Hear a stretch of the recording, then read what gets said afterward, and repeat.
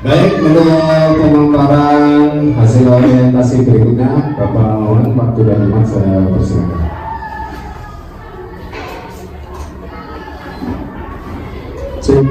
Terima kasih. Assalamualaikum warahmatullahi wabarakatuh. Waalaikumsalam warahmatullahi wabarakatuh. Yang terhormat Ibu Iswatun Hasanah selaku mentor sekaligus Kepala SD Negeri 03 Gabungan. Yang saya hormati rekan-rekan peserta orientasi pengenalan nilai dan etika bagi P3K di lingkungan pemerintah Kabupaten Pemalang tahun 2023. Puji syukur kehadirat Allah Subhanahu wa Ta'ala yang telah melimpahkan rahmat serta hidayahnya kepada kita sehingga kita dapat berkumpul di sini dalam acara seminar pengenalan nilai dan etika bagi P3K di Kabupaten Pemalang. Langsung saja saya akan memperkenalkan diri terlebih dahulu. Ini bisa dibaca sendiri mengenai biodata pribadi saya.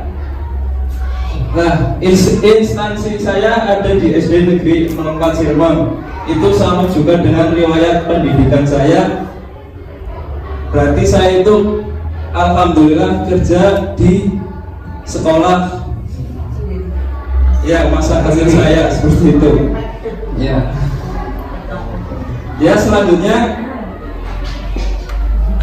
Nah, untuk visi dan misi Kabupaten Pemalang itu bisa dibaca sendiri karena ya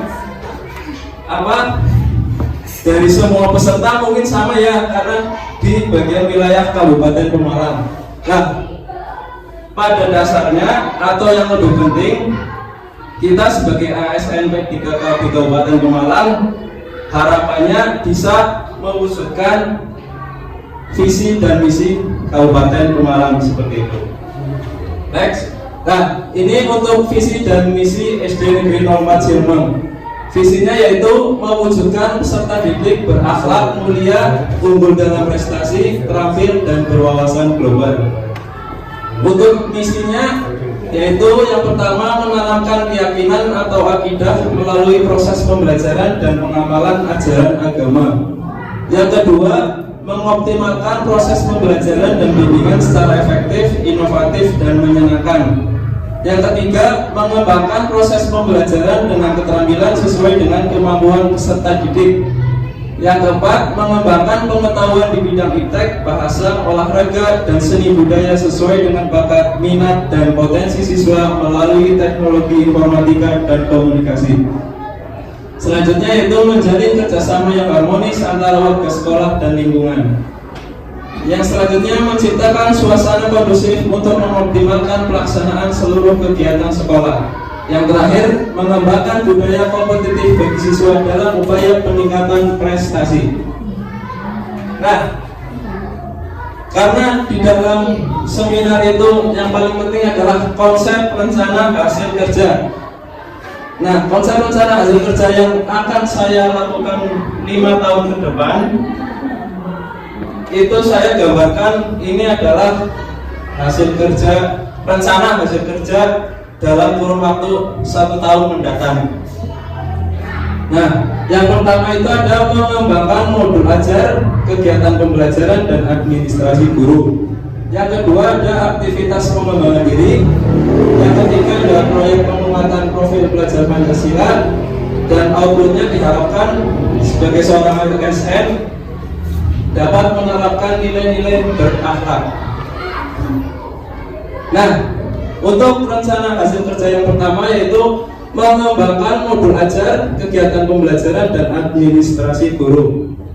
Karena sebagai seorang guru tidak lepas dari yang namanya kegiatan pembelajaran dan administrasinya juga seperti itu. Nah, poin yang pertama yaitu memilih materi pembelajaran dengan berpedoman pada alur tujuan pembelajaran atau ATP. Yang kedua, menyusun langkah-langkah pembelajaran yang akan dilaksanakan seperti membuat silabus, membuat RPP dan perangkat-perangkat yang lainnya. Yang ketiga, melaksanakan kegiatan pembelajaran yang menyenangkan. Kenapa menyenangkan? Karena yang kita tuju itu adalah siswa-siswa sekolah dasar. Nah, yang keempat, menciptakan pembelajaran yang bermakna untuk siswa.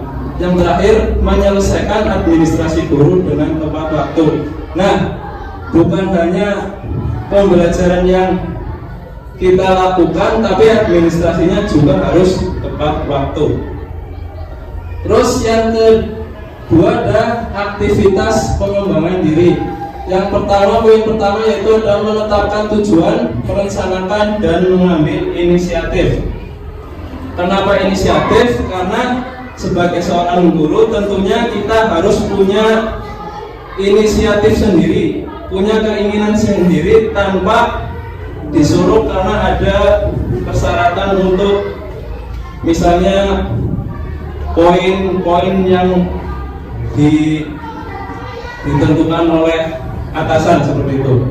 Yang kedua, menunjukkan praktik pengembangan diri yang didasari kesadaran dan kemauan pribadi. Yang ketiga, mengikuti berbagai macam pengembangan diri baik secara daring maupun luring.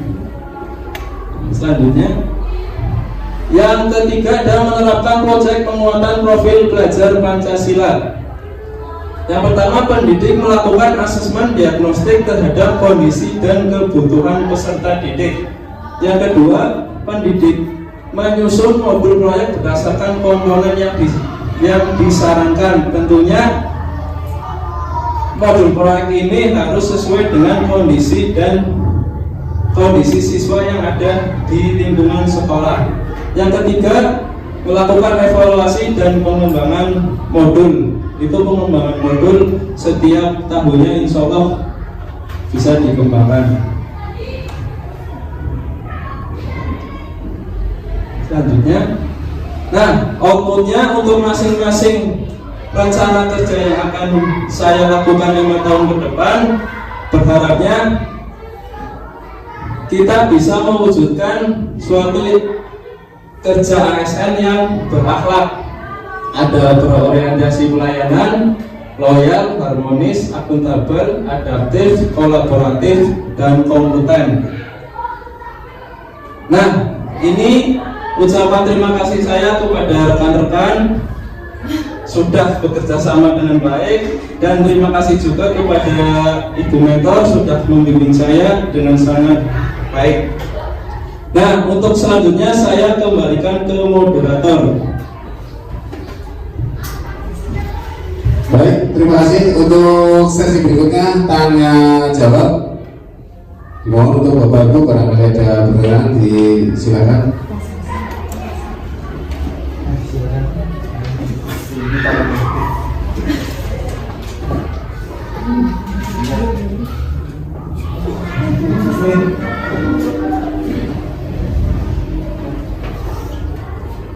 Terima kasih. Langsung saja, apa rencana yang akan Anda ikuti ke depan dalam kaitannya dengan pengembangan diri sesuai dengan rencana hasil kerja Anda sebagai P3K? Apakah pengembangan diri tersebut dapat diterapkan di sekolah Anda? Terima kasih. Assalamualaikum warahmatullahi wabarakatuh. Ya, terima kasih atas pertanyaannya buat dia. Nah, untuk pengembangan diri yang akan saya lakukan ke depan itu mungkin ada banyak. Contohnya ada kalau yang dari itu ada di platform Merdeka Mengajar. Nah, di situ dalam waktu dekat ini ada pelatihan mengenai aplikasi Canva untuk pembelajaran di sekolah dasar. Nah, aplikasi Canva itu sendiri aplikasi yang menurut saya itu mudah diterapkan oleh seorang guru. Ada template gratisnya, ada mungkin yang berbayar. Nah, yang template gratis itu yang mungkin bisa kita manfaatkan sebagai seorang guru. Terus yang kedua itu ada pengembangan diri yang ingin saya ikuti, mungkin pengembangan diri mengenai kurikulum Merdeka.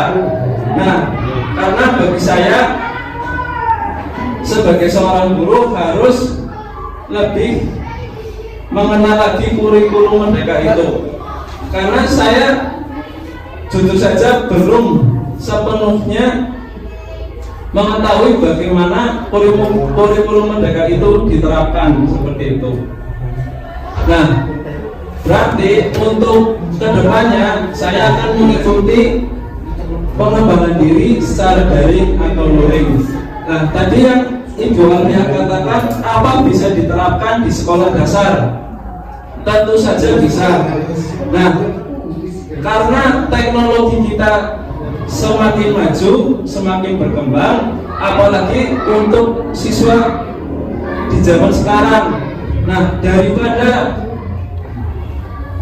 daripada siswa hanya menggunakan Android untuk bermain, mungkin kita lebih ditekanan lagi untuk melatih, misalnya dari pengembangan diri kita menggunakan Canva bisa diterapkan kepada peserta didik itu sendiri. Mungkin kiranya seperti itu, cukup. Ya, terima kasih. Saya serahkan lagi kepada moderator. Ya, terima kasih. Kasih aplaus dulu untuk Pak Wan. Ya, semoga ditutup ngomong karena sesi tanya jawab sudah selesai. Terima kasih atas waktunya. Apabila tutur saya ada yang tidak berkenan, mohon maaf. Wallahu muwaffiq ila aqwamit thoriq. Wassalamualaikum warahmatullahi wabarakatuh.